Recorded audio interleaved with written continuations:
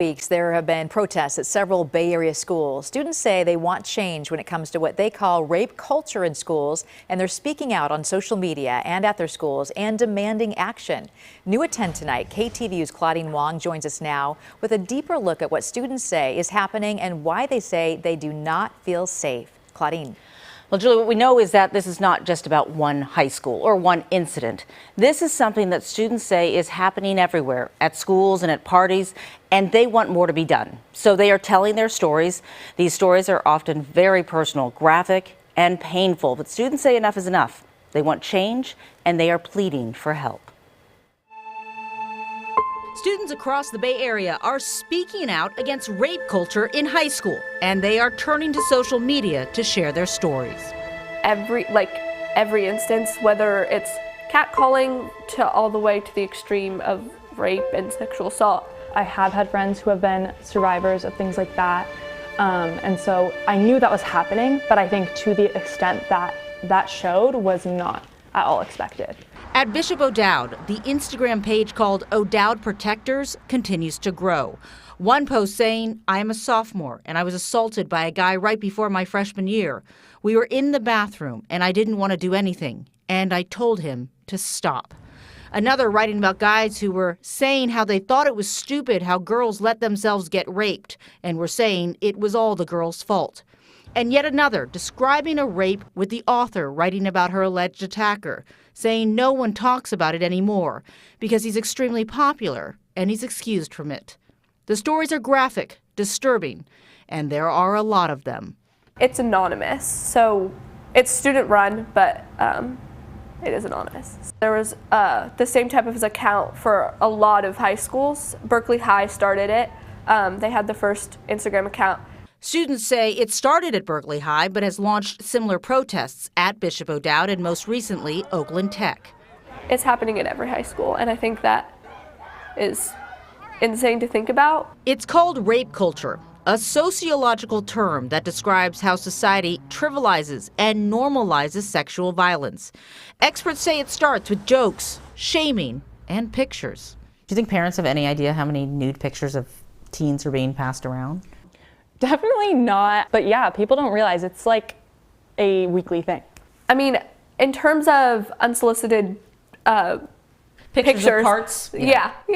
That's mainly on Snapchat. Why would they do it, I guess is the question. I mean, I think it's definitely, first of all, such a norm that it's almost like people don't even think about it as something that's a big deal to them until they've done it. And from assault, we're talking about anything from just grabbing and groping and all the way up the chain in terms of...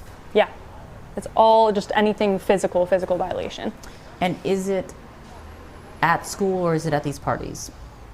I think it's everywhere. I mean, I would say, especially with alcohol at parties, it does happen at school though, and like on the account you can see that there are things that have happened at school in school bathrooms, which is absolutely disgusting. Author and educator Julia Feldman has been teaching sex education for more than 15 years. She says it's critical to listen to what these teens are saying. I see it as shedding light on some serious darkness. It's a canary in the coal mine, and that canary is dead, and it died a long time ago, and we're kind of sorting through the wreckage. And the conversation, she says, needs to start with comprehensive sex education.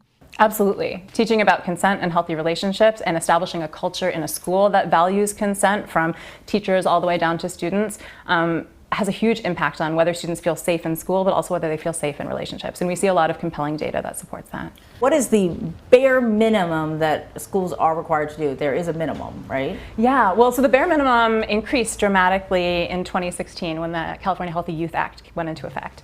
And that mandated comprehensive sex education starting in middle through high school. And a lot of content that historically was not necessarily included. Things like healthy relationships, consent, healthy decision making. She applauds districts like San Francisco and Oakland for implementing progressive, inclusive curriculum. But it is not universal. And really, it has to do with a community holding itself accountable because there's no teeth. There's no one actually going through district by district checking to see what's being implemented and who's teaching it. That is where students have taken the lead. What started as an Instagram page at Bishop O'Dowd has led to the formation of a gender justice group. Yeah, so I think that was a big reason that we did a walkout, and also why I think this account came to be is that there was kind of just a history of these complaints not being taken seriously enough and not enough punishment actually being made. Bishop O'Dowd responded with a number of new policies, telling KTVU in part, this fruitful partnership between O'Dowd leaders and students has resulted in updates to the school's policies and disciplinary actions, which are now reflected in O'Dowd's Student and Family Handbook. The partnership also aided in the rollout of a new digital reporting tool for all students. But I think a lot of it is we're all students, so we don't have all of the power. We're all 17 and younger. So there needs to be action from administrators to do the heavy work to get down and like do that action. You have to work together. Exactly. Because it's not going to, exactly. You can't do it on your own. It's not, they can't do it on their own and we can't do it on our own. It needs to be some sort of collaboration. Collaboration that starts with listening to what these teenagers are saying.